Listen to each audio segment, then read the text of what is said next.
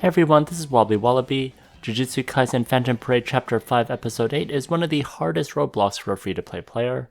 This took me many tries to clear and I had to lame it out.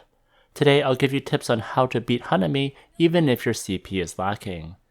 It's definitely worth beating Hanami since afterwards you can clear up to Chapter 6 Episode 4 before you even face anyone, and you'll be able to get lots of cubes and rewards in the meantime. Also, the opponent is way easier than Hanami and the recommended CP actually drops. Next, let's show how I beat this chapter. For example, here I have 12,000 CP and the recommended CP is 13,000. This team itself cannot beat Hanami, so I needed to lame it out. First, I used the Gojo Nuke strategy, so I rely heavily on Gojo, but you only get Gojo for 7 turns before he leaves, so he needs to deal as much damage as possible. I also wasn't able to get a second attacker, so my damage is definitely lacking. Next, to prevent my team from dying, having characters that can inflict stun, which will stop your weaker characters from dying, is important. Toge and Megumi do this. Also, Toge is excellent for this team since he's able to build ultimate meter for everyone. Then, I'd highly recommend you take advantage of the assist, which you can use 3 times a day if you lack damage. There is no shame in getting help to get past this annoying episode. Now, Nobara is great since she's an attacker and she's also yellow, so she does extra damage to this boss. So try to find her as an assist. I've also done this before with Yuji, so this works even if you don't get an attacker assist. You just need someone to finish him off after Gojo disappears. Next, let's begin the match. Gojo has 7 turns before he leaves, so focus on damage. For Gojo, I always do watch and see. Next for Megumi, I do new since it has a 60% chance to stun. Next for Hanami, I do let's do this since it buffs everyone in the party. For Toge, I do ward off to build the ultimate bar.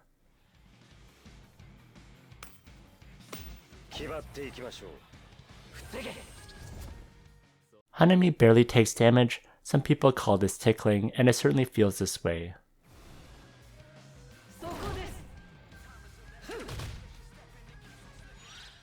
For round 2, Gojo attacks again, I attempt to stun again, and Hanami attacks this time.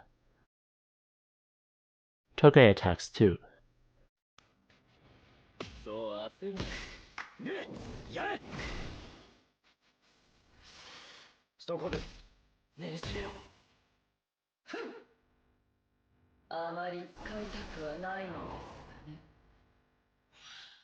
For round 3, Gojo attacks again, everyone else attacks,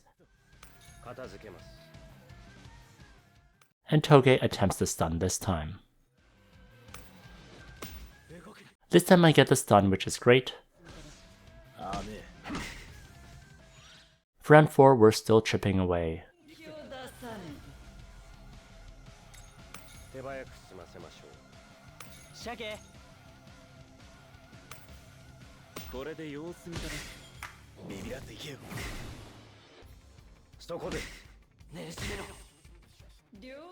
Hanami's domain expansion sucks, and he also does a ton of damage. It's one of the things I most hate about this match.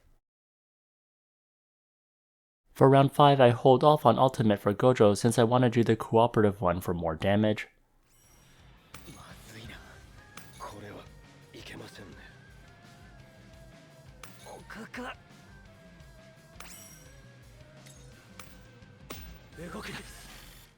For Toge, I stun Hanami again, which is great. For round 6, time for cooperative ultimate.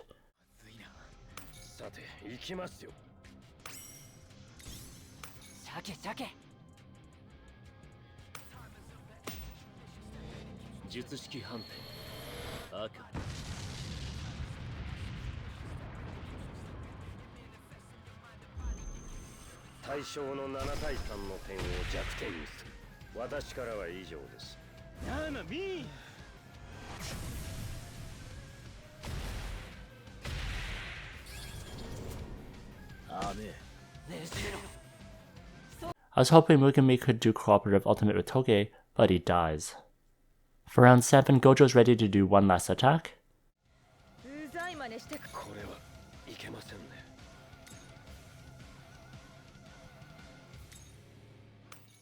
and Toge does ultimate by himself.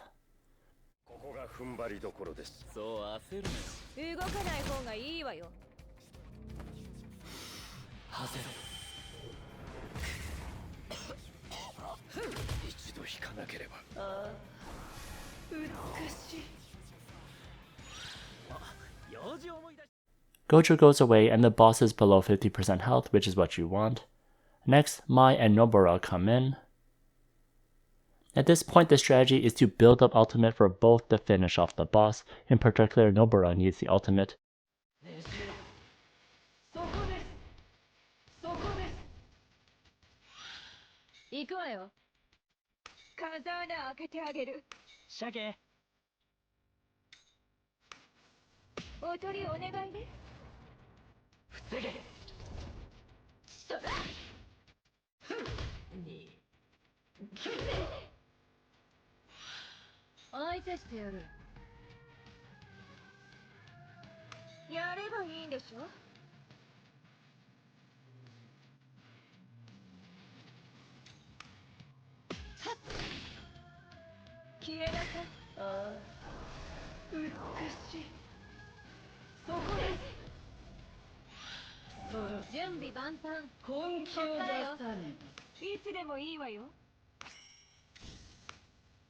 It's definitely close, but we just made it in time to do the cooperative ultimate for a nice finish.